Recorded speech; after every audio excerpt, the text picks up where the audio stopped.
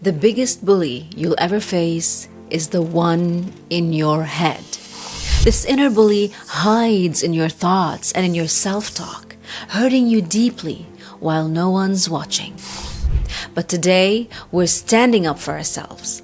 I'll share powerful perspectives and simple techniques to help you disarm that inner bully, so your confident, empowered, and successful self can shine through even more. Stay with me till the end because that final exercise, you won't want to miss it. I'll be honest, the last time I did it, I cried. All right, let's dive in. It's generally estimated that we have around 6,000 thoughts a day, and many of them are automatic, just running in the background. But here's the key difference. The quality of your life is shaped by the thoughts you choose to attach to. So if you keep on focusing on the negative thoughts, guess what? They are very likely to show up in your life because you're literally training your brain to look for them. Remember, where focus goes, energy flows. That's why it's so important to be aware of your thoughts and to learn how to manage them when they don't serve you. So, here are 4 powerful techniques that I've come across and that I personally use. The first technique is inspired by Socrates' triple filter test. It's usually meant to help us think before we speak, but today we're using it to filter our own thoughts. Ask yourself these 3 simple questions. Is it true? Is it kind? Is it necessary? Is it true? We're not ignoring the thought, we're acknowledging it, but we're also questioning it. Is it really true? Then, is it kind? We tend to be harsh and unforgiving with ourselves. So when a thought comes up, remember, you can be both firm and kind. It's not an either or. So, is it kind? Then comes the third question. Is it necessary? So maybe it's true and maybe it's kind, but is it necessary right now? This question helps you decide whether this thought even deserves your attention. Now here's one I personally add, a 4th question. Can I see it differently? This one really helps you reframe. It opens the door to shift what you're focusing on because your thoughts affect how you see and experience life. So, is there another way you can look at it? Now, the second technique comes from Dweck's work on the growth mindset. And this one is all about moving away from being fixated on what isn't working. It's simple, but it also shows the true power of words. And the secret is in adding just one small 3-letter word to your thought. Instead of, I don't have it in me, say, I don't have it in me yet. Can you feel the difference? Just by adding yet, you turn your full stop into a comma. You transform that thought from a wall to a door for you to go through and explore. I can't do it versus I can't do it yet. Do you feel that sense of continuation instead of an end? The word is tiny, but it's mighty. It brings a belief of growth and possibility. If you're going to use it, type yet in the comments below. Now, the third technique to help you manage negative thoughts relates to a switch in words. Instead of saying, I am, I'm not good enough, I'm a failure, I can't do it, replace the I with my mind. My mind is thinking that I'm not worthy. My mind says I can't do this. My mind is thinking I'm failing. See, the moment you do that, you start externalizing your thoughts. You're no longer in the thought, you're observing it. You become the observer, not the doer. It's like your thoughts become another person you're talking to. This small shift creates a power gap, a distance between you and your mind. And from there, you can detach, reflect, and see the thought not as a judgment, but as something to be examined. And that's your cue to go back to the 3+1 questions we talked about earlier. Is it true? Is it kind? Is it necessary right now? And can I see it differently? This brings us to the fourth and final technique I'll share with you today to help you with your thoughts. It's all about using your body and your senses as a tool. See, a lot of times what we need to do is to interrupt or stop that thought pattern to avoid getting drowned in it. The key is catching yourself in that moment and using your body and your senses to help you, whether it's through your words, a gesture, or a movement. Your body can become your anchor back to the present moment. I'll share 3 ways to do this right now. Let's start with a gesture. One of the things I personally do is snap my fingers whenever I notice a thought looping in my head. This simple snap helps me wake up from the trance consuming me. Another gesture that I love is one that I first saw Coach Goldsmith do. The simple combination of your hand gesture and your voice invites you to let go and take it easy. And sometimes I even snap my fingers first, then take a deep breath and Now, I caution you, if you try it, you might smile. So try it at your own risk. Now, another way is to use a word that helps you interrupt the thought. When you use the same word consistently, it becomes a mental trigger, a command to your subconscious. Isn't that fascinating? You can control and train your brain. For example, your word could be cancel. When the thought comes, acknowledge it and then say cancel. And the more you practice it, the faster your brain learns that this word means stop and shift focus. And there are so many words you can use. One of my favorites actually comes from Ariana Grande's thank you, next.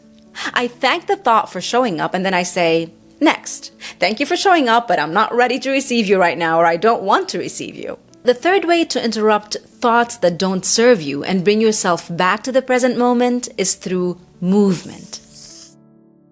When you move your body or change your environment, you create a physical interruption that shifts your energy. It could be by going out for a walk, closing your laptop, moving to another room, standing in the sunlight, or even jumping a little. These simple tools all help interrupt what's happening up here by engaging what's happening right here. Because sometimes to change your mind, you have to start with your body. Now, before we move from how we manage our thoughts to how we talk to ourselves, there's one thing I'd like us to spotlight. The idea that our thoughts aren't always self-generated. I know it sounds obvious, but take a moment to really think about it. How many of your thoughts actually come from you? How many come from everything around you? From your past experiences, from the people you surround yourself with, from the words you and others commonly use. But here's what most of us miss. The movies you watch, the songs you play on repeat, the shows you binge, the news you constantly consume, all of these are also conditioning you and shaping your thoughts and the words you use with yourself. When you're sad and you keep listening to sad songs, guess what happens? Those messages get reinforced in your brain. They deepen that emotional state. No wonder you feel down or even more depressed. Now, if you've been feeling cynical, angry, or on the edge lately, ask yourself, what kind of content am I feeding my mind these days? Give yourself a moment to notice that, to recognize the not so obvious effect these things have on you. And most importantly, give yourself a break. Now, remember how we talked about the bully in your head? What's a bully's strongest weapon? His words, right? This brings us to the importance of being mindful of the words we use, not only when we speak to others, but also when we speak to ourselves. There were a few experiments done years and years ago exploring this idea. One of the most famous ones was by Dr. Masaru Emoto from Japan. Some scientists argue that his study wasn't well controlled, so the results are debated. But the message behind it is still worth reflecting on. So, what did Dr. Emoto do? He took several bottles of water and exposed them to different kinds of music and words. And then he froze the water and observed the crystals under the microscope. What he found was fascinating. The bottles that were exposed to positive words like, "I love you," "You're beautiful," "Thank you," formed beautiful, symmetrical crystals. But the bottles exposed to negative words like, "I hate you," "You're ugly," "You disgust me," formed broken, distorted shapes. Now, if you remember that your body is made up of around 70% water, just think for a moment, what are you feeding your body every day beyond food and drink? What energy and what invisible effect are your words imprinting within you? I bet you've also heard people say, "Speak to your plants kindly." Now, if words really play a role in how a plant blooms, the question becomes, what are you growing inside yourself? Because remember, your self-talk is the environment in which your confidence grows. So, how is it? If we want to take this a step further, let's talk chemistry. Your words don't just affect your mood, they also influence the chemicals and hormones in your body. When you constantly make yourself feel pressured, defeated, or not enough, you're likely triggering higher levels of cortisol, the stress hormone. And over time, this can impact your focus, drain your energy, and affect your overall well-being. But when you replace that with more encouraging self-talk, you can trigger the release of dopamine, the brain's reward chemical, which can reinforce motivation, confidence, and positive emotion. In fact, there are several studies on competitive athletes that have shown that self-criticism and negative inner dialogue can directly harm their performance, while positive, supportive self-talk improves focus, recovery, and results. So, the message for you here is, choose your words and your chemicals wisely. Now, let's talk about a simple technique you can use in your everyday life, especially when it comes to your daily tasks or goals. How often do you catch yourself saying things like, "I should pick up the kids," "I must get this done," "I have to go to this event"? We use these phrases all the time, right? But words like should, must, and have to carry a sense of pressure and obligation, and that energy often creates resistance. The shift is all about moving your language from obligation to choice, to ownership, to appreciation. So try saying something like, "I get to pick up my kids," "I'm blessed to spend time with them," "I want to get this done," "I choose to go to this event," "I'm lucky to have this opportunity." See how that feels different? This small shift in words gives you more drive than drag and more gratitude than guilt. It's not about pretending. It's about intentionally choosing language that serves you better and that reminds you that your daily actions are things you get to do, not things you're trapped by. Now, if you stayed this far to do the exercise I mentioned at the beginning of the video, first, thank you. And now, let's do it together. If you can, I want you to close your eyes right now. And I want you to imagine your 5 or 6 or 7-year-old self. Imagine a time when you felt safe and happy, when that little kid was smiling and looking right at you.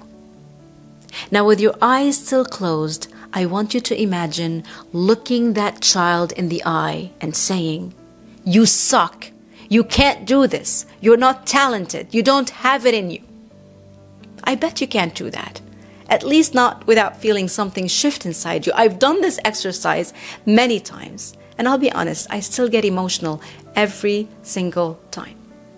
Because if you can't look that younger version of yourself in the eye and say those words, or if you can't look into the eyes of your child or someone you love and say them, then why do you accept saying them to yourself?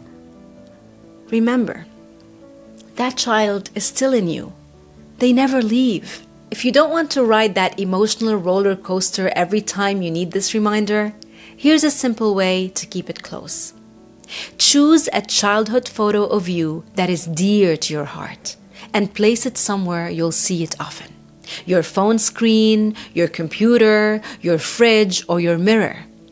Then, the next time you catch yourself being harsh or self-critical, look at that picture and remember, that's who you're talking to.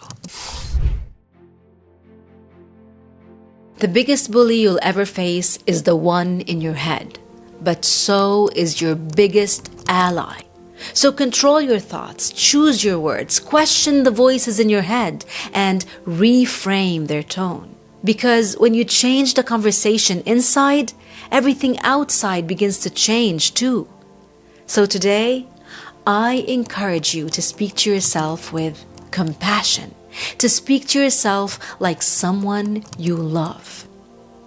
If this video resonated with you, I'd love to hear what stood out for you most in the comments. And don't forget to like, subscribe, and share to help more people silence their inner bully and find their inner ally. And always remember, you've got this. I'll see you in the next one. Ciao.